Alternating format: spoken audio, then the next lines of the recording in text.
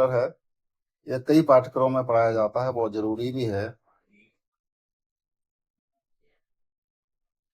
हर computer में एक operating system होता है जो अन्य प्रोग्रामों और एप्लीकेशन को चलाने के काम आता है।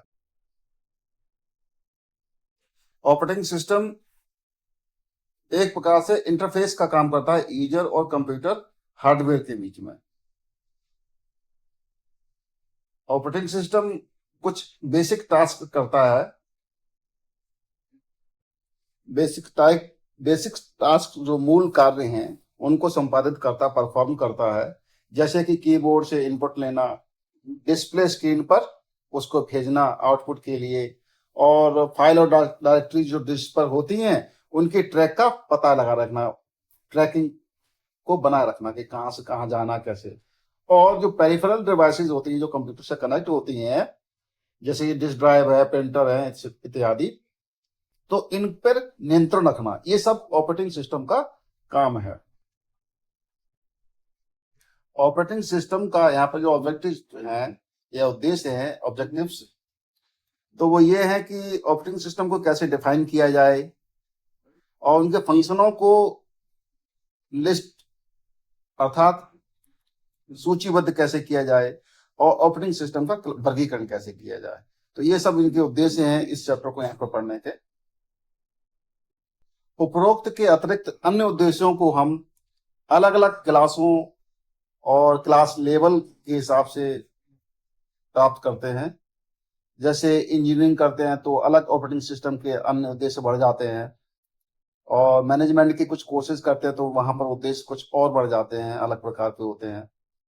तो ओवरऑल ऑपरेटिंग सिस्टम के फंक्शंस, उनका क्लासिफिकेशन और उनको डिफाइन करना इस चैप्टर में शामिल है उद्देश्य में, ऑब्जेक्टिव्स में।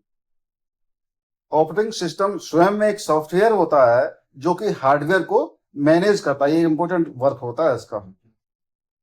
ऑपरेटिंग सिस्टम रिसोर्सेज के बंटने को भी नियंत्रण करता है, और रिसोर्सेज ये जैसे मेमोरी है, प्रोसेसर है, डिवाइसेस हैं, इंफॉर्मेशन है, इनकी जो बटाव है, एलोकेशन है, तो इस पर नियंत्रण करता है। और उसके साथ साथ ये अलग अलग प्रकार के जो प्रोग्राम हैं, मल्टी यूजर्स हैं, ये आपस में इंटरफियर ना करें ताकि कोई कार्य में बाधा ना उत्पन्न हो, तो इसको भी ये इंश्योर करता है ऑपरेटिंग सिस्टम।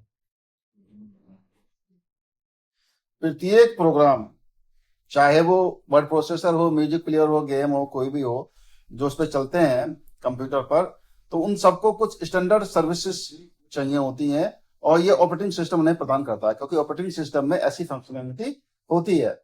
जैसे कि वर्ड प्रोसेसर द्वारा हम कोई पेज जब प्रिंट कराते हैं तो ऑपरेटिंग सिस्टम प्रिंटर को सिग्नल भेजता है। ऑपरेटिंग सिस्टम कई सॉफ्टवेयरों का कलेक्शन होता है, कई सॉफ्टवेयर का समूह होता है इन कार्यों को करने के लिए। तो ऑपरेटिंग सिस्टम स्वयं में एक सॉफ्टवेयर नहीं है, ये कई सॉफ्टवेयरों का समूह है, जिससे ये हार्डवेयर रिसोर्स को मैनेज करता है ताकि ये कई कंप्यूटर प्रोग्रामों को कॉमन सर्विसेज प्रदान कर सके। मैनेजमेंट के इस कार्य में जो शामिल होता है वो रिसोर्सेज की ऐसी शेड्यूलिंग बनानी होती है ताकि प्रोग्रामों के मध्य विभिन्न कॉन्फ्लिक्ट्स आते हैं, इंटरफ्रेंसेस जो होती हैं, उनको अवॉइड किया जा सके, किसी भी प्रकार की बाधा उत्पन्न ना हो, वो है ना। तो इस प्रकार से रिसोर्स की शेड्यूलिंग की जाती है, शेड्यूलिंग की जाती है। ऑपरेटिंग सिस्टम के विभिन्न कार्यों को हम इस चित्र के माध्यम से समझ सकते हैं कि process management, memory management, input output management, file and disc management और यूजर इंटरफेस को प्रॉपरली बनाए रखना, ये भी ऑपरेटिंग सिस्टम का कार्य है। तो कुल मिला के ये 5 कार्य हैं, इनको हम इस कार्य में विभाजित कर सकते हैं ऑपरेटिंग सिस्टम का। अब प्रोसेस मैनेजमेंट को समझने के लिए सबसे पहले हम प्रोसेस को समझते हैं, प्रोसेस क्या होती है। तो पहले तो ये जाने कि जो प्रोग्राम होता है वो प्रोग्राम क्या होता है। कंप्यूटर में एक कंप्यूटर को काम करने के लिए दिए गए लॉजिकल इंस्ट्रक्शंस होते हैं। लॉजिकल इंस्ट्रक्शंस का एक सेट होता है, कई इंस्ट्रक्शंस होते हैं, उनका एक सेट होता है। वो प्रोग्राम होता है। तो प्रोग्राम जब एजुकेशन में होता है, एजुकेशन स्टेट में होता है, कभी कभी रुका होता है, बहुत सारी अवस्थाएं होती हैं, स्टेट होती हैं उसकी प्रोग्राम की। तो प्रोग्राम की अगर एजुकेशन स्टेट है तो उसे ही हम प्रोसेस कहते हैं। अब इसमें उदाहरण के लिए बताया गया है कि अगर हम MS वर्ड पर अपने पर्सनल कंप्यूटर पे चला रहे हैं उसको, तो वो प्रोसेस चला रहे हैं, प्रोसेस हो रहा है, ठीक है। और इसी प्रकार से सिस्टम टास्क जो कि प्रिंटर को सिग्नल देता है, भेज रहा होता है, तो वो भी प्रोसेस है। तो प्रोसेस क्या है? प्रोसेस एक प्रकार की प्रक्रियाएं हैं।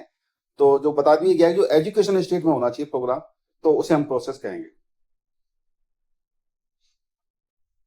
प्रोसेस को जब क्रिएट किया जाता है या एजुकेट किया जाना होता है, तब रिसोर्सेज प्रोसेस को कुछ दिए जाते हैं। ये रिसोर्सेज CPU टाइम होता है, मेमोरी, फाइल और इनपुट आउटपुट डिवाइसेस होती हैं। तो इन रिसोर्सेज का एलोकेशन होता है प्रोसेस के लिए। जब भी प्रोसेस हम बनाते हैं या एग्जीक्यूशन की अवस्था में उसे लाते हैं। इस सभी कार्यों में CPU मदद करता है प्रोसेस के एग्जीक्यूशन के लिए, रिसोर्सेज बांटने में। और सबसे क्रिटिकल जो कार्य होता है ऑपरेटिंग सिस्टम का इसमें, तो वो CPU टाइम का एलोकेशन होता है। प्रत्येक प्रोसेस को, क्योंकि प्रत्येक प्रोसेस को CPU का एक लिमिटेड टाइम मिलता है, ठीक है, और ये सेकंड का कुछ ही भाग होता है।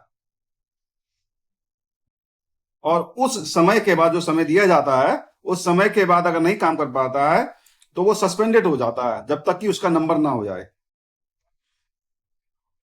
मतलब प्रोसेस सस्पेंड रहेगा जब तक कि इस प्रोसेस का दोबारा से नंबर ना आए, क्योंकि बहुत सारी प्रोसेस होती हैं, उनको एग्जीक्यूट होना होता है और एक समय निश्चित दिया होता है, उस प्रोसेस को उसी टाइम में करना होता है, संपादित। और इसीलिए प्रोसेस शेड्यूलिंग या शेड्यूलिंग की जाती है ताकि मल्टीपल प्रोसेसेस सही से रन हो सके, CPU का यूटिलाइजेशन अधिकतम हो सके इसमें। और इन सब चीज के लिए ऑपरेटिंग सिस्टम ही जिम्मेदार होता है। इसमें क्रिएशन, डिलीशन होता है ना, और विभिन्न प्रोसेस के लिए शेड्यूलिंग करनी पड़ती है, जो कि एक निश्चित समय पर एग्जीक्यूट होने होते हैं प्रोसेस। तो इन सब के लिए CPU को इतने सारे काम करने होते हैं। ऑपरेटिंग सिस्टम का अगला कार्य मेमोरी मैनेजमेंट है, जिसको अगले भाग में समझेंगे।